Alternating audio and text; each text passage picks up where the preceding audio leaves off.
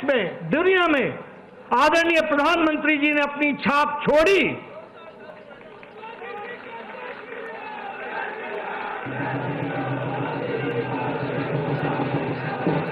और आप सबको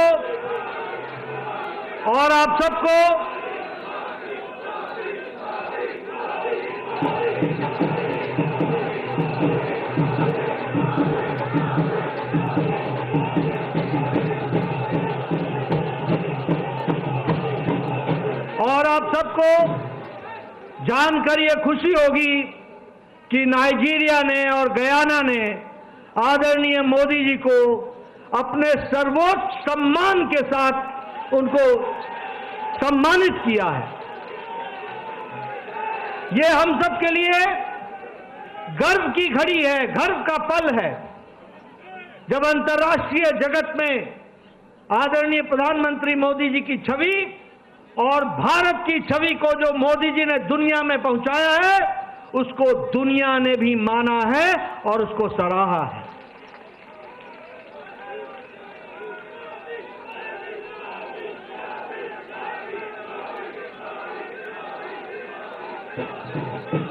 मित्रों,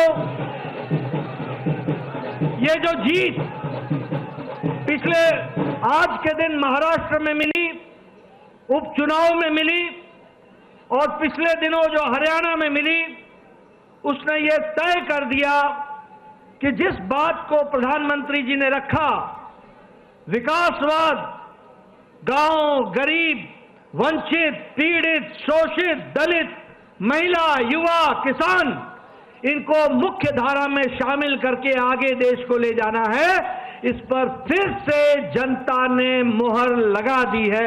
ये भी हमको ध्यान में रखना है। मित्रों,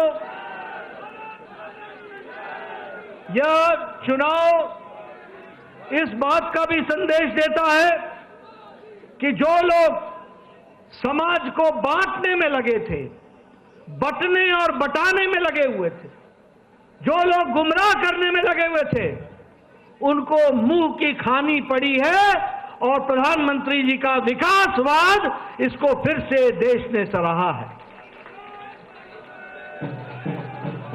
कुछ दिनों से ये इंडी अलायंस को भ्रम पैदा हो गया था कि वह जनता को संविधान के नाम पर, जाति के नाम पर, धर्म के नाम पर, तुष्टीकरण के नाम पर बांट करके वो अपना उल्लू सीधा करेंगे, वो सत्ता पर काबिज होंगे, वो सत्ता के नजदीक पहुंचेंगे।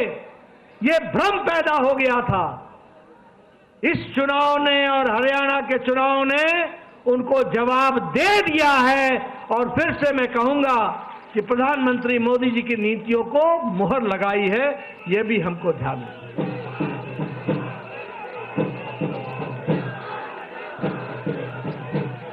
मैं यहां यह भी बताना चाहता हूं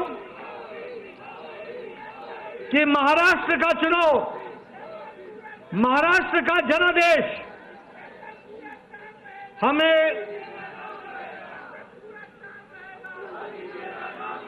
और यह भी हमको स्पष्ट बताता है कि महाराष्ट्र जनादेश हमको 2019 में भी मोदी जी के नेतृत्व में मिला था, लेकिन उस समय उद्धव ठाकरे जी की सत्ता के प्रति लोलुपता, मोह और अवसरवादिता ने उस समय पीछे धोखा देकर उस जनादेश का निरादर किया था। और आज महाराष्ट्र की जनता ने फिर से आदर दे करके, उनको धत्ता दिखा करके यह संदेश दे दिया है कि जनता मोदी जी के साथ है, महायुति के साथ है, भारतीय जनता पार्टी शिवसेना के साथ है और हमारे एनसीपी के साथ है। मित्रों, आंकड़े ये भी बताते हैं कि अगाड़ी को, ये जो महाअगाड़ी थी, इसको भी संदेश दे दिया है। और जब मैं संदेश देने की बात कहता हूं, तो मुझे कांग्रेस के बारे में प्रधानमंत्री जी ने कहा था लोकसभा के चुनाव के पश्चात कि ये परजीवी पार्टी है, ये बेल की तरह, लता की तरह किसी के साथ चिपक जाती है और जिसके साथ चिपकती है उसको भी सुखा देती है। इस चुनाव ने तो कांग्रेस पार्टी को खुद तो सुखाया ही सुखाया, परजीवी को, दूसरे को भी सुखा दिया और जो अगाड़ी के नतीजे हैं वो इस बात को प्रमाणित करते हैं परजीवी के बारे में। मैं यहां यह भी बताना चाहता हूं कि प्रधानमंत्री जी, आपके नेतृत्व में एक नया शब्द इजाद हुआ जिसे राजनीति में जिसका उपयोग पिछले 70 साल नहीं हुआ था, क्योंकि 70 साल तक हम एंटी इनकम्बेंसी सुनते थे। आज हम प्रो इनकम्बेंसी सुन रहे हैं और जब हम प्रो इनकम्बेंसी की बात कहते हैं तो गुजरात में 3 दशक तक कमल खिला है, कमल खिला है, कमल खिला है। मध्य प्रदेश में 2 दशक से कमल खिल रहा है और असम में, त्रिपुरा में, उत्तराखंड में, उत्तर प्रदेश में, गोवा में, यहां 2-2 टर्म, दूसरी टर्म भी भारतीय जनता पार्टी का और एनडीए का परचम लहरा रहा है। और महाराष्ट्र में भी इस बार रिकॉर्ड टूटा है, इसको भी हमको ध्यान में रखना चाहिए।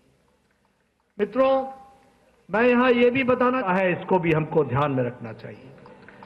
मित्रों, मैं यहां यह भी बताना चाहूंगा कि बाई इलेक्शन में, उपचुनाव में, उसमें भी पहले हमारे पास सिर्फ 11 सीटें थी। आज भारतीय जनता पार्टी 20 सीटें जीत करके आई और एनडीए 8 सीट जीत करके आई। 28 सीटें हम जीत करके आए हैं और वह भी देश का मूड बताता है, देश का मन बताता है, जिसको हमको हमेशा समझना चाहिए।